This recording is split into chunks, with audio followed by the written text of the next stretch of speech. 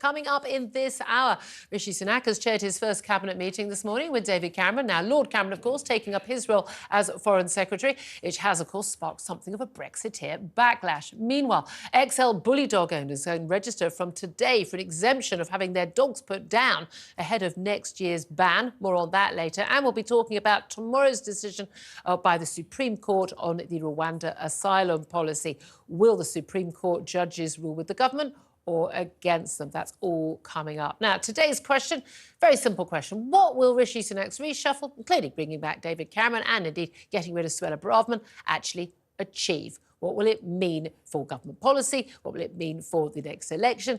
Does it change anything in your life? Give us a call on 0344 499 1000. Love to get more of your calls on air.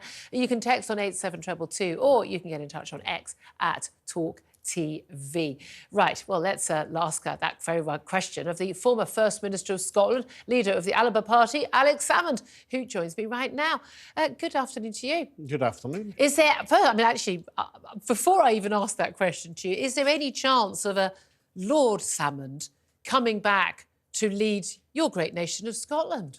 Well, in Scotland, because you have to be elected before you're allowed to come back Very to government. I know it's ridiculous. You'll never catch on this democracy thing. I don't think Rishi Sunak is going to call me back. Although I could have done Foreign Secretary, of course, or Ambassador at the Court of St James, if you want. I could absolutely see you as an ambassador. There we are. No, listen. What does this reshuffle actually achieve? Well, I mean, certainly short term, it's helped the Prime Minister with the headlines. You know, so instead of Braverman resigns or gets sacked, he's got Cameron in. So I suppose short term, that's good.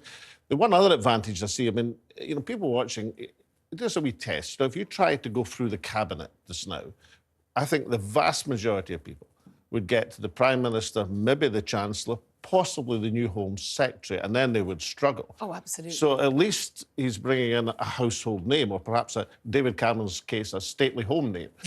but that's about it. I think medium term, there's a fair amount of baggage with David Cameron. I'm not certain it's going to help him medium term. It's certainly not going to save the Tory Party. Well, that's the interesting thing. Look, sitting alongside you, of course, I should have introduced him again. Tom Slater, who's editor of Spiked Online. I actually did ask you in the break, actually, earlier, you know, could you know, most people couldn't name the cabinet, certainly not the shadow cabinet. And I doubt most political journalists could name all of the cabinet. They are, I mean, this is the nature of politics now. We haven't got big beasts who've been around for years and years and years, and it's all changed so much. Do you concur with Alex that actually, you know, there might be a short-term benefit because the headlines are about Cameron coming back as opposed to the sacking of Suella Braverman, but that actually, otherwise people are going to go, yeah, I'll move on with my life. I think that's exactly it. Also, because of the fact that David Cameron, I can't think of one large group of people in this country who will be bowled over by this particular decision. No, we've discovered this morning a lot of Tory peers are happy. We've found at least half a dozen of them this morning. But, you know, again, they're drawing from a very narrow section of society, should we say. Indeed, as indeed the top four officers of state are from a very narrow section of society, although not Alex Salmond. I've never liked this whole, oh, there aren't enough women or ethnic minority, this. I really think people should be appointed on their merits. But it is extraordinary, as a cob kid to myself, that we've got the four great officers of state, all you know, people who went to 7% of schools, in fact, not even 7%, they went to top public schools. I mean, are the rest of us just too thick and useless? Well, I mean, that's a point. I mean, I think talent above all. But, I mean, let's face it, none of these occupants, the four great officers of state, would have won Britain's Got Talent, would they? I mean, I mean, for whatever reason they're there, it's certainly not a meritocracy. I can think of a million or so people in the country who do a better job. Not just the four officers of state, the Governor of the Bank of England. You know, the man who actually, that's the person to sack, incidentally. If you want to win the election, then sack the Governor of the Bank of England. You know, Andrew Bailey, the Governor who doesn't have an economics degree and has increased interest rates, whether it is 13, 14... And you told people they shouldn't ask for pay rises when inflation was going up to over 10% and didn't know what he earned. Well, his own salary. It was £550,000 a year, give or take. Far be it from me to give the Conservative Party advice, but listen, a Tory party cannot win an election when people are getting their finances wrecked through high mortgages and their businesses wrecked. I mean, whatever else happens, the Tory party cannot win an election under these... Who is in which particular seat around the cabinet table doesn't make a difference when people can't afford to pay their gas bill this winter. Exactly. It's just that simple. Look, the latest polls show a Labour lead of 18 points. This is the latest Savanta poll over the Tories. You talked about David Cameron having baggage. Now, there seems to be this view that, oh, he's a big name. He spoke to Kim Darroch, who used to work for him, a former ambassador, saying, look, he is known around the world at least. But again, if that's the argument, then you'd bring back Tony Blair, wouldn't you? He's far more well-known. Most Americans still think he's Prime Minister. He's also pitching for a job as Middle East peace envoy. He can't take the pay cut, mate. He can't do the pay cut. But it would. Look, I mean, David Cameron. Let's he's an opponent. Obviously, I didn't agree with him on everything. But let's try and look on the positive side for a second. I'll look on the negative side later if you want. But on the positive side, Cameron, unlike his 4 successors, and there have been 4. Actually looked like a Prime Minister in office. I thought he was very statesmanlike. I mean, his record was appalling on the economy, getting into the Brexit disaster by mistake. Oh, we're going off again. But nonetheless, he looked like a Prime Minister. And therefore, he probably will look like a Foreign Secretary. And what does that mean, look like a Prime Minister? Well, like Is that because we just expect them all to look like public school boys? No. I mean, when Cameron came in back in 2010, he didn't have a majority. But he assumed office along with Nick Clegg, who looked exactly the same as he did.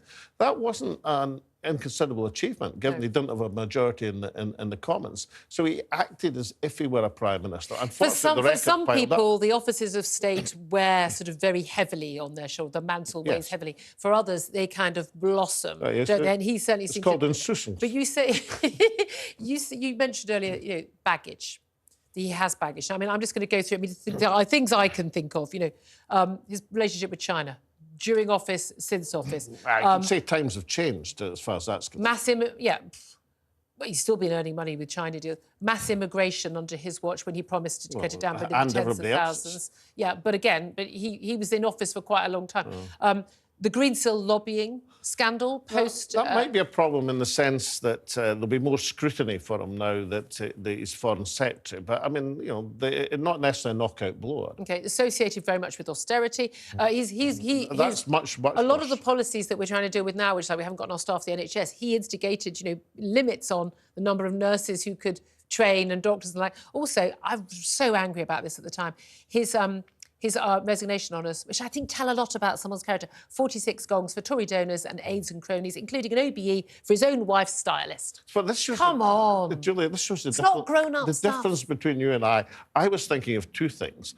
One was the commentary on 350-odd Tory MPs, and some of them are very odd. But, I mean, the commentary is, I can't find the Prime Minister... Not a single one. Says not one single one who could be Foreign Secretary. That's including the bloke who was Foreign Secretary until yesterday morning. Assuming... And I don't understand. I mean, I would have appointed David Davis, more brains, less baggage than Cameron. So that was what... But the second point is this. If you were a European leader at the present moment, what message would you take from this? Surely you'd take the message this is an admission that Brexit's been an unmitigated disaster and the arch remainer, the Prime Minister who lost his job over Europe, is now back as Foreign Secretary. Again, I was going to come to that because I thought you and I might come to blows on that. We did think about putting Tom Slater in between us, to be honest with you. This is a worry as a Brexiteer. We know an awful lot of the Red Wall Brexiteers, the MPs and voters, very unhappy about this move because it's a signal, hold on a minute, we're taking out a staunch Brexiteer in Suella Braverman and someone who's fighting on that cause on immigration and things, and we're putting in, obviously the shuffle around, but we're putting in David Cameron. He did at least deliver the referendum. He promised a referendum he didn't want to give because of UKIP's threat under Nigel Farage. Bit busy in the jungle right now. He did at least deliver the referendum. He said he wasn't going to resign. He then did resign. He could have pushed through Brexit. He had the mandate. He could have done what the British people had asked for after his Project Fear of Lies, and he could have done it. Are we right to blame him for whatever negative side there is to Brexit? But look, I lost the referendum and resigned because I lost the referendum. I think that. But didn't you say you would resign if you lost the referendum? No. He said he wouldn't. He categorically said he wouldn't resign. I don't think you can stay in office under these circumstances. I mean, the difference I would say, I had a referendum to try and achieve something. Yeah. As I saw it, Scotland become independent.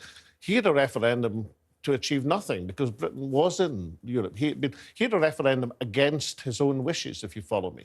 But it was the wishes, it was the democratic wishes of the British people. Well, I'm pointing out... But he didn't want the referendum. Yes, he didn't want the referendum, but had one. That was his weakness. Now, the other thing about the Scottish referendum is you may remember, and this is maybe a wee bit about David Cameron's character, he was caught in camera with, I think, Mayor Bloomberg in New York, saying Her Majesty the Queen was purring at the result.